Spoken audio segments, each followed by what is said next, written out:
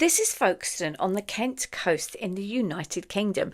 So I went there last weekend and I was amazed to see how blue the sea was looking. You wouldn't have even thought that this was South England. So we took a little stay, Jasmine and I. We went off to so many cute coffee shops around there. The first one we went to was right on the harbour and the sun graced us with some amazing sunshine. It was beautiful. And then overlooking the harbour there's this gorgeous pub. And I was so pleased to see that all these little windy streets go past Marley's and up here to this colourful street. It is so full of arty shops and I was having the time of my life. Couldn't quite believe it's really on our doorstep. All of these little shops look vintage and vinyl, so cute. Artist shops, you can even see artists working in the front of their little shops there where they're painting some incredible pieces of artwork.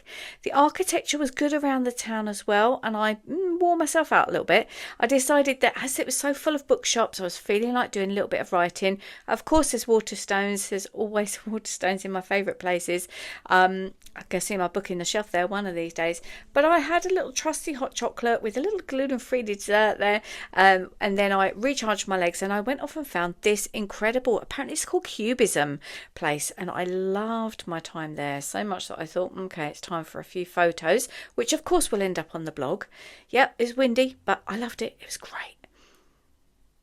Next stop was the next day, actually, I'll be fair, and it's a place called Mocha, and I highly recommend you go there. They have lovely 1950s music on, which always puts you in a great mood, a great vibe. It was very cute in there. Jasmine and I had a lovely time, and we were very impressed with the service. Definitely make sure that you get along to go see that one. And then we took ourselves off to the little bit of the harbour where it's called the Harbour Arm. So we was walking past, again, some more arty-farty kind of stuff, which was just wonderful to see. And the Harbour Arm is used for port activities previously, but now it's been extensively restored and it's been developed as a recreational space and promenade. And in the weekend there, which this was on a Monday morning, there's bars and restaurants everywhere and lovely weekend entertainment. There were some Irish dancers there on this particular Sunday, but I will go back and take my journal to sit in that place called Sip and have a nice coffee and do some writing.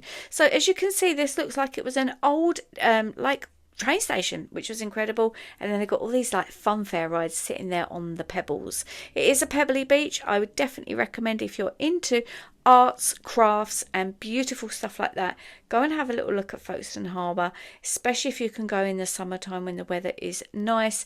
Lots of areas there to go and see and run and all sorts. You're going to absolutely love it. So this is on the Kent coast of the UK and it's called Folkstone. See you next time.